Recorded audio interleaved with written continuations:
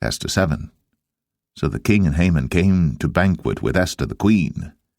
And the king said again unto Esther on the 2nd day at the banquet of wine, What is thy petition, Queen Esther? And it shall be granted thee. And what is thy request?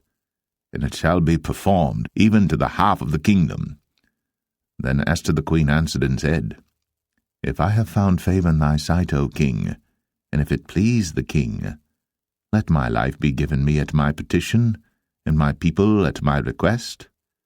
For we are sold, I and my people, to be destroyed, to be slain, and to perish.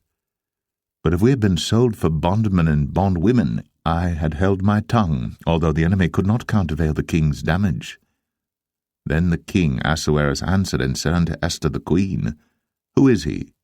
And where is he that durst presume in his heart to do so? And Esther said, The adversary and enemy is this wicked Haman.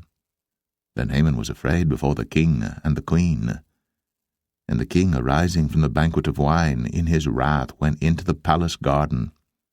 And Haman stood up to make request for his life to Esther the queen, for he saw that there was evil determined against him by the king.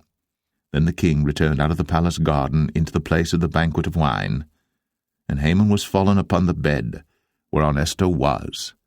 Then said the king, Will he force the queen also before me in the house?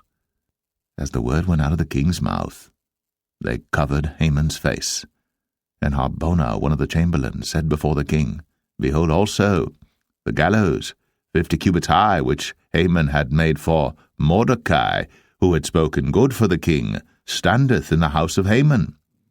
Then the king said, Hang him thereon.